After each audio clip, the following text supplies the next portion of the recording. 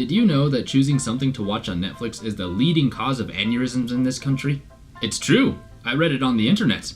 The average person spends more time browsing through Netflix than actually watching something. And you know what? That's ridiculous. Do you know how much stuff there is to watch on there? Why are you still watching reruns of Friends? So I'm here to help. Part movie review show, part informational tour guide, the Netflix Knowhow is here to help you navigate the ever-expanding world of the Netflix-verse. It's time to stop browsing and hit that play button. This is the Netflix Knowhow. First up today is Man Up, directed by Ben Palmer and starring Lake Bell and Simon Pegg. The Netflix synopsis reads, a single woman seizes an opportunity when, while standing under a train station clock, she meets a stranger who mistakes her for his blind date. Now I know what you're thinking.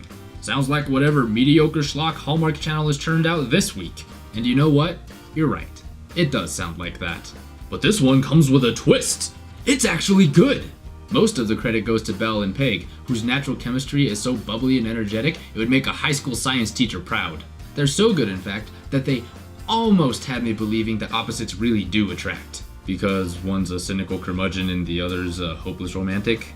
You know, opposites. Whatever, they make it work. And it's funny, too, most of the time. The humor isn't always consistent, but when they nail it good.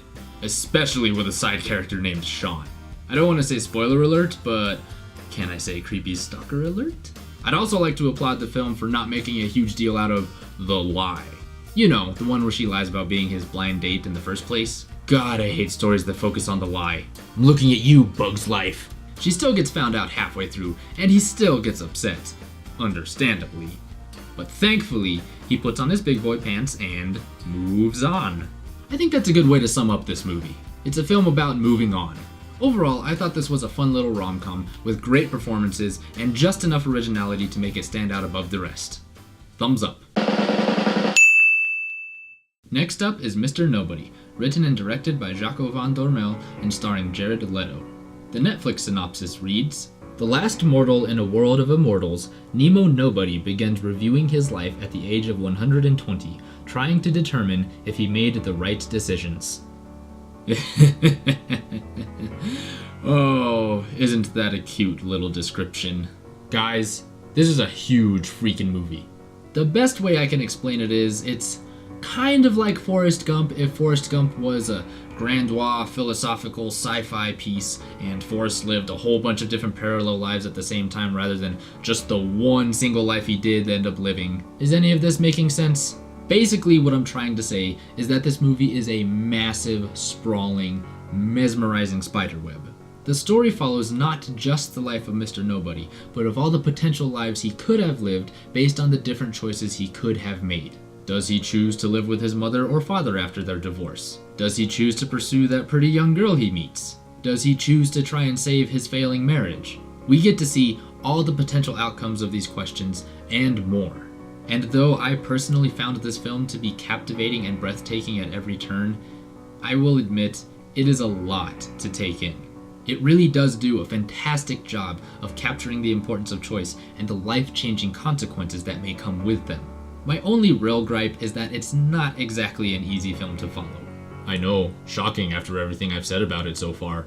But for me, that ambiguity just gives me more reason to keep coming back to it over and over and over again. Still, I understand that this is not a film for everyone. It's just one of those things where you'll have to make up your mind for yourself. As for me, I choose to give it a big thumbs up. Finally, we have Fruitvale Station, written and directed by Ryan Coogler and starring Michael B. Jordan as Oscar Grant III. Fun fact, this is the film that made Michael B. Jordan a thing, so there's that. The Netflix synopsis reads, this dramatic rendering of a real-life tragedy recounts the final hours of Oscar Grant, shot by San Francisco Transit Police on New Year's Day, 2009. I gotta be honest, I cried a little. Okay, maybe I didn't, but I guarantee some of you will cry. Not because this is a melodramatic tearjerker hell-bent on pulling your heartstrings. Quite the opposite, actually. Fruitvale Station is real. Really real.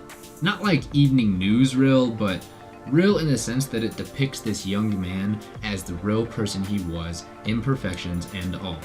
It doesn't pull the race card. It doesn't paint cops as pigs. It just is. I think that's great.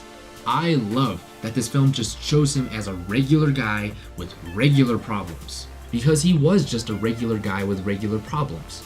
It's so easy to get wrapped up in your own little world that you forget that everyone else has a life that's just as rich and full and meaningful as your own. I'm not trying to preach anything here. I just think that's what this film is getting at. We have our differences, but we're all basically the same. That's what makes the ending so tragic. It's not only that a black man was unjustly killed by police. It's that a person was unjustly killed, period. The tragedy is in the failings of the very system that is supposed to protect all of us. White, black, man, woman, you name it. And it's scary. It's sad, but it's also scary.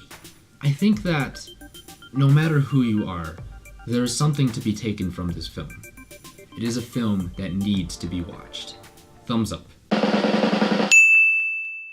So in case you couldn't tell, this is actually the first episode in what I hope will become a long-running series. Fingers crossed. So if you liked this video and you want to see more, please be sure to check back in. I'm going to do my best to try and have them out on a weekly basis. We'll kind of see how it goes, with work and stuff, life. We'll just go with life. Anyway, that's all I have for you today. So until next time, see ya. Working on a closing catchphrase. We'll have one of those one day. Thanks, everyone. Bye.